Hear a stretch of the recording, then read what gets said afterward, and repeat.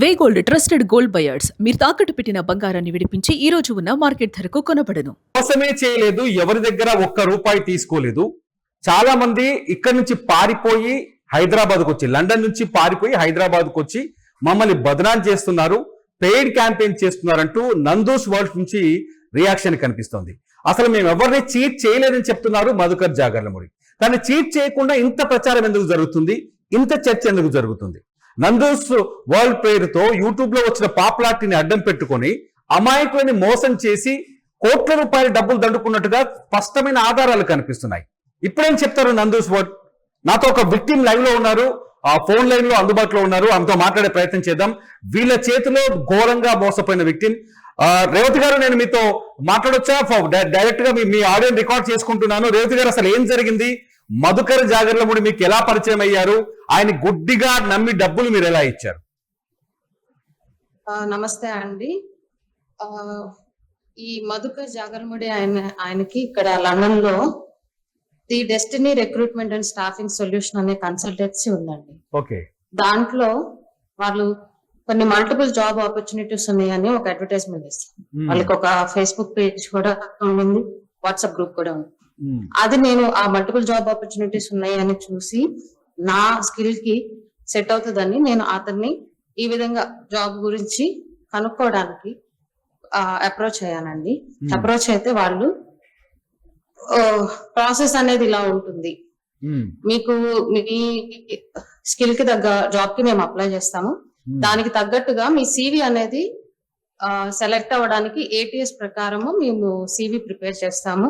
CV అనేది short list అయిన తర్వాత మీకు ఇంటర్వ్యూకి ప్రిపరేషన్ మాక్ ఇంటర్వ్యూస్ ఇస్తాము. ఇంటర్వ్యూ కూడా క్రాక్ చేసిన తర్వాతనే ఈ వీసా కాస్ట్ ఇవన్నీ రిలీజ్ అవుతాయని వాళ్ళు ఒక జాబ్ ప్రాసెస్ అనేది మాకు ఎక్స్ప్లెయిన్ చేశారండి. అంతే తప్ప మేము గుడ్డిగా వెళ్ళి మా దగ్గరున్న మేము కష్టపడి సంపాదించిన డబ్బులు అనేది వాళ్ళకి గుడ్డిగా వాళ్ళ చేతిలో డబ్బులు పెట్టలేదు. వాళ్ళు ఒక కన్సల్టెన్సీ నడుపుతూ ఇది ఈ ప్రాసెస్ ఉంటుంది, ఇలా అయితేనే మీ అప్లికేషన్ అనేది ఆ జాబ్ కి ఆ ఎంప్లాయర్ మీ అప్లికేషన్ కి సెట్ అనుకుంటేనే మీకు జాబ్ వస్తుంది అని చెప్పారండి. అంతే తప్ప మేము ఆమె చెప్పినటువంటి గుడ్డిగా వెళ్ళి వాళ్ళ చేతిలో మేమైతే మోసపోలేదండి. అంటే మీరు నందుతో మాట్లాడారా? ఆమె రమానందన ఆమె పేరు, నందుతో మాట్లాడారా లేకపోతే మధుకర్ జాగర్లమూడితో మాట్లాడారా? రమానందన అనే ఆమెతో నేను ఎప్పుడూ మాట్లాడలేదండి. ఎందుకంటే ఈ కన్సల్టెన్సీకి డైరెక్టర్ గా ఆ వెబ్సైట్ కి వెళ్తే కూడా మధుకర్ జాగర్లమూడి అనే ఆయన పేరు, ఆయన ఫోటోతో సహా మీకు అక్కడ కనిపిస్తుంది. మీరు ఇప్పుడు కూడా గూగుల్లో సెర్చ్ చేస్తే the destiny recruitment and staffing solutions లో యాజ్ ఏ డైరెక్టర్ గా మధుకర్ జాగర్లమూడి అని ఆయన పేరు, ఆయన ఫోటో మీకు కనిపిస్తుంది. సో నేను ఆయనతో మాత్రమే డీల్ చేసుకున్నాను. ఆయన మాత్రమే నాకు ఇవన్నీ కూడా ఎక్స్ప్లెయిన్ చేశారు, ఈ విధంగా ప్రాసెస్ ఉంటుంది అని. సో నేను మాస్టర్స్ చేయడానికని యూకే వచ్చానండి. నేను ఉత్తిగా ఏం రాలేదు. సో నాకంటూ ఒక డిగ్రీ ఉండింది, నాకంటూ ఒక స్కిల్ ఉండింది. దాని ప్రకారంగానే నేను వాళ్ళని అప్రోచ్ అయ్యాను. నాకంటూ ఒక కెరీర్ లో నాకు కొంచెం గ్యాప్ ఉండడం వల్ల నా సివి అనేది నేను అప్లై చేసిన జాబ్స్ కి షార్ట్ లిస్ట్ అవ్వకపోతే వాళ్ళు నా సివి అనేది షార్ట్ లిస్ట్ అయ్యేలా చేస్తాము, ఇంటర్వ్యూస్ కి ప్రిపేర్ చేస్తాము. అంటే రెగ్యులర్ గా ఏ కన్సల్టెన్సీస్ ఎలా అయితే నడుపుతారో ఆ విధంగానే ప్రాసెస్ ఉంటుందని చెప్పారండి. అందుకు మాత్రమే మేము వాళ్ళని అప్రోచ్ అయ్యాం తప్ప ఉత్తిగా డబ్బులు వాళ్ళ చేతిలో పెట్టి మేము వీసాలు కొనుక్కొని ఇక్కడ సెటిల్ అవుదామని అనుకోలేదండి. మేము మా జాబ్స్ మాకు పెట్టుకోవడానికి కష్టంగా, రావడానికి అచీవ్ చేయడానికి మాకు కష్టం అయితే ఈ కన్సల్టెన్సీ త్రూ వెళ్తే మాకు ఈజీ అవుతుంది జాబ్ అనుకున్నారు. ఈజీ కాదు, మాకు మా స్కిల్ కి తగ్గ జాబ్ కి మేము మా సివి అనేది షార్ట్ లిస్ట్ అవుతుంది, మేము జాబ్ చేసుకోగలము, లీగల్ గా ఇక్కడ ఉండి వర్క్ చేసుకోవడానికి పాసిబిలిటీ ఉంటుంది అని నమ్మి వెళ్ళామండి. అందరూ కూడా అన్ని డబ్బులు మీరు ఎలా వాళ్ళ చేతుల్లో పెడతారు, యూట్యూబ్ ఫేమస్ అయిందని అంటే కాదండి. వాళ్ళ కన్సల్టెన్సీలో వాళ్ళు చేసిన అడ్వర్టైజ్మెంట్, వాళ్ళు మాకు చెప్పినటువంటి ప్రాసెస్ చూసి రెగ్యులర్ కన్సల్టెన్సీస్ కూడా ఈ విధంగానే చేస్తాయి కాబట్టి అని వెళ్ళామండి. అందరూ కూడా మమ్మల్ని చాలా తప్పుగా మేము ఏదో వాళ్ళ మీద బురద చల్లాలి అని అనుకుంటున్నారు, కానీ జరిగినది అది కాదండి. మీరు ఎంత ఇచ్చారు రేవతి గారు? మీరు ఎన్ని డబ్బులు ఇచ్చారు మధుకర్ గారికి? ఏ రూపంలో ఇచ్చారు, ఎప్పుడు ఇచ్చారు, ఎలా ఇచ్చారు? నేను అంతా కూడా ఇక్కడ యూకే బ్యాంక్ ట్రాన్సాక్షన్ మాత్రమే చేశానండి. ఓకే. నేను ఇప్పటిదాకా 15,000 పౌండ్లు అండి. ఇప్పుడు ఇండియన్ కరెన్సీలో చూసుకుంటే 18 నుంచి 19 లక్షలు అవుతుందండి. మొత్తం కూడా అన్ని కూడా బ్యాంక్ ట్రాన్సాక్షన్స్.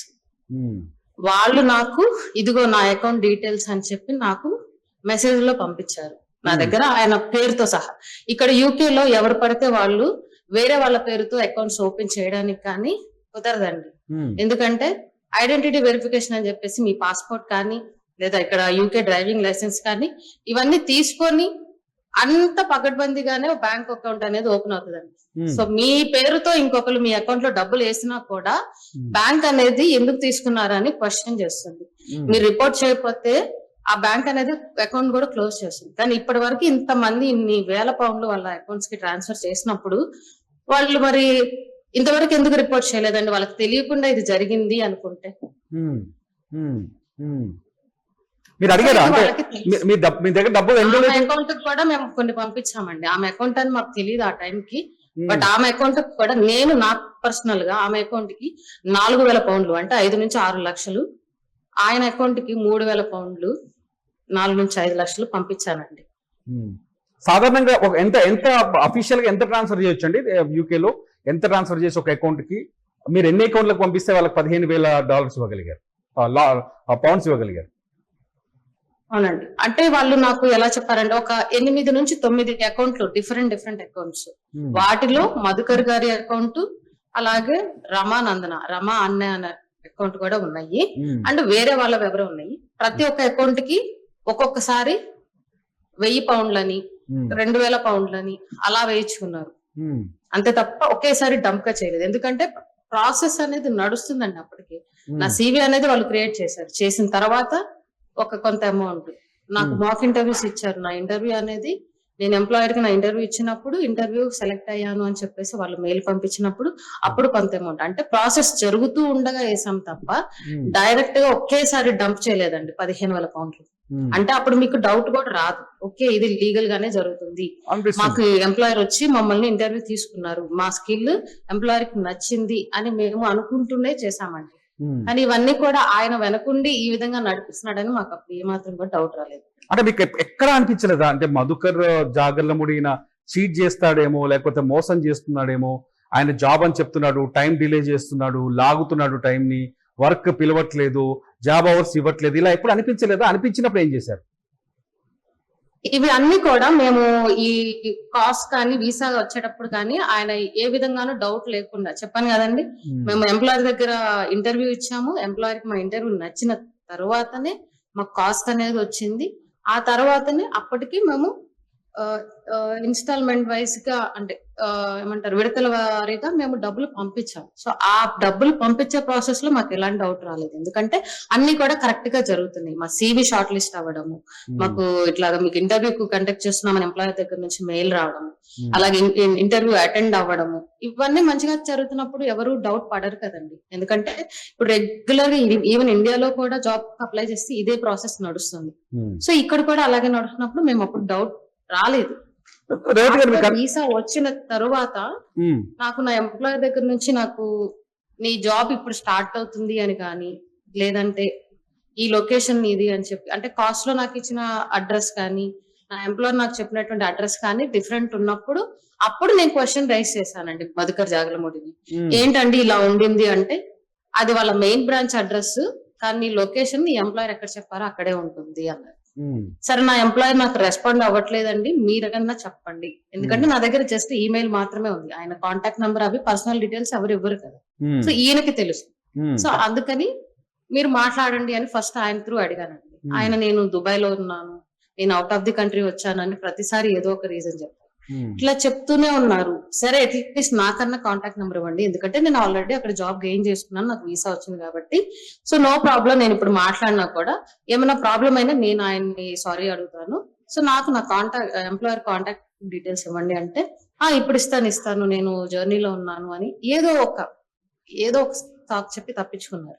ఇలా చేస్తున్నారని నెలల తరబడి వెయిట్ చేసిన తర్వాత నాకు ఇచ్చిన ఎంప్లాయర్ అడ్రస్ ఏదైతే ఉందో అక్కడికి వెళ్ళి నేను అడిగితే మేము ఎవరికి వీసాలు ఇవ్వలేదు, ఇది మేము అసలు ఇంటర్వ్యూ చేయలేదు అని వాళ్ళు అప్పుడు చెప్తే వీళ్ళు అతనికి వెంటనే ఫేక్ చేశారు కంప్లీట్ గా. చేశారండి. అది నేను అక్కడికి వెళ్ళి ఆ లొకేషన్కి వెళ్ళి అడిగిన తర్వాత నేను ముందు నుంచి అడుగుతుంటే నీకు ఎలా ఇస్తారు, నీకు జాబ్ రాకుండా ముందుగానే ఎంప్లాయర్ డీటెయిల్స్ లొకేషన్ అలా రివీల్ చేయకూడదు, అది వాళ్ళ ప్రైవసీని ఇట్లా చేసినట్టు అవుతుంది, సో అప్పుడు ఇవ్వను, వీసా వచ్చిన తర్వాత ఇస్తానని. ఆ వీసా రాకముందు వరకు కూడా నాకు ఇన్ని మాటలు చెప్పారండి. వీసా వచ్చిన తర్వాత కూడా అడుగుతుంటే ఇట్లా చెప్తున్నారని, నాకు ఇన్ని నెలలు అవుతుంది నా జాబ్ వచ్చి నా లీగల్ స్టేటస్ ఎట్లా అవుతుందో అని నేను వెళ్ళి అడిగితే నాకు అప్పుడు తెలిసిందండి. వెళ్ళినప్పుడు చేశాను, లిఫ్ట్ చేయలేదు, మెసేజ్ పెట్టాను ఇట్లా లొకేషన్ కి వచ్చానని. ఆ ఫోటో తీసుకొని ఇదిగోండి మీరు నాకు చెప్పిన అడ్రస్ కి నేను వచ్చి ఇక్కడ ఉన్నాను, బట్ వాళ్ళు ఇలా అంటున్నారు, వాళ్ళకి తెలియదు అంటున్నారు, నాకు ఆన్సర్ చెయ్యండి అని అంటే నేను వేరే పని మీద ఉన్నాను, నాకు అసలు అడ్రస్ ఏంటో కూడా నాకు ఇప్పటిదాకా తెలియదు అన్నారు. అదేంటండి మీకు తెలిసిన వాళ్ళని చెప్తేనే కదా నేను అప్లికేషన్ ప్రాసెస్ అనేది స్టార్ట్ చేశాను అని కూడా అడిగానండి. అప్పటి నుంచి ఇంకా నా మెసేజెస్ కి రిప్లైలు కూడా ఆపేశారు. నేను కంటిన్యూస్ గా కాల్ చేస్తున్నానని బ్లాక్ చేశారండి. బ్లాక్ చేశారు. చెప్పండి. మీకు కూడా నందూస్ కిచెన్ లోనే జాబ్ ఇస్తానని చెప్పారా, వేరే కంపెనీ పేరు చెప్పారా అక్కడ? లేదండి, నాది నందూస్ కిచెన్ కాదండి, నాది as a marketing executive role. ఒక రెస్టారెంట్, వేరే రెస్టారెంట్ లో ఇస్తాను. నాకు ఎందుకు రెస్టారెంట్ లో ఇస్తున్నారంటే ఈ మార్కెటింగ్ ఎగ్జిక్యూటివ్ రోల్ అనేది ప్రతి ఒక్క కంపెనీలోనూ ఉంటుంది, సో అందుకనే ఇదైతే నీకు ఈజీగా ఉంటుంది అని చెప్పారండి. అప్పుడు ఇవన్నీ కూడా నేను అప్లికేషన్ స్టార్ట్ చేసే ముందు చెప్పలేదండి, ఇన్ ద ప్రాసెస్ లో చెప్పారండి ఇవన్నీ. నేను క్వశ్చన్ చేస్తుంటే ఎందుకు ఇలా ఇస్తున్నారు, ఎందుకు ఇది పెడుతున్నారు, ఎందుకు ఇది అడ్రస్ ఉంది అని అడుగుతుంటే ఇట్లా అయితే వస్తుంది నీకు, తర్వాత నువ్వు వెళ్ళొచ్చు అని అప్పటికప్పుడు ఏవో సాకులు చెప్పి తప్పించుకున్నారండి.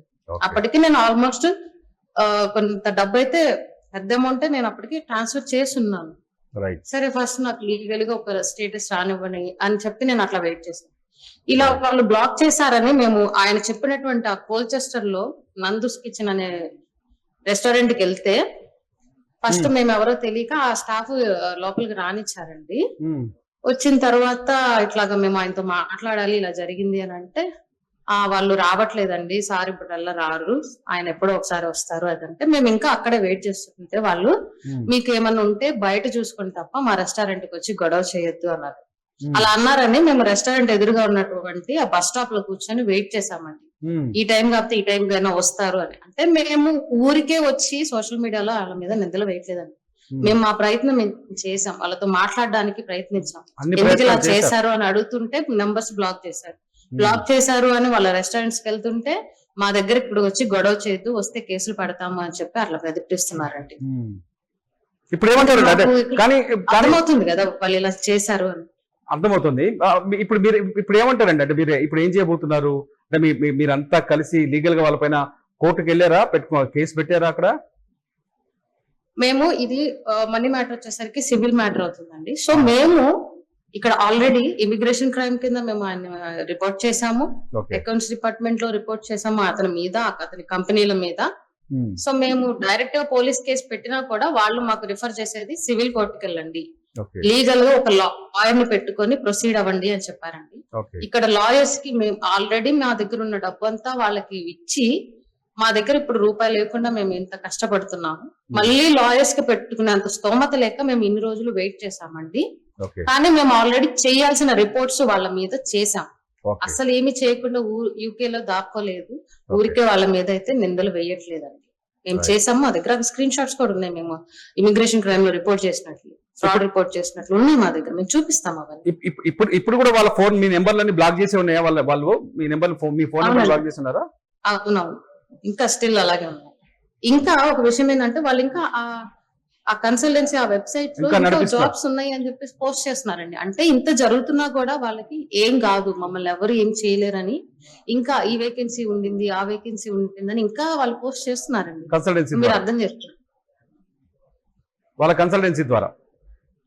వాళ్ళ కన్సల్టెన్సీ వెబ్సైట్స్ లో ఇంకా పోస్ట్ చేస్తున్నారు, వాట్సాప్ గ్రూప్ లో అలాగే. Okay okay, right right right Revathi గారు, థ్యాంక్ యూ వెరీ మచ్. మొత్తానికైతే వాళ్ళ చేతిలో ఘోరంగా మోసపోయారు మీరు కూడా.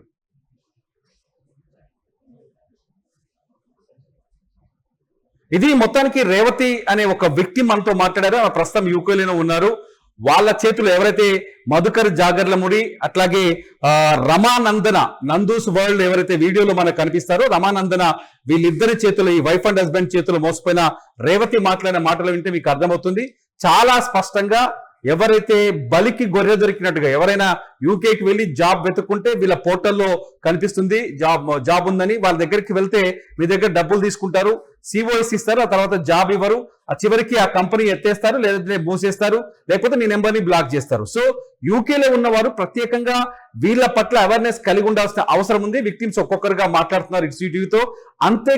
అంతేకాదు వీళ్ళ వీడియోస్ చూసి ఎవరైతే లైకులు కొడుతున్నారో వాళ్ళ లగ్జూరియస్ లైఫ్ ను చూసి, లండన్ లో వాళ్ళ లగ్జూరియస్ లైఫ్ ను చూసి లైకులు కొడుతున్నారో వాళ్ళ లైఫ్ వెనుక ఎంతో మంది దుఃఖం, కన్నీళ్లు, శ్రమ, వాళ్ళ రక్తం ఇవన్నీ ఉన్నాయి.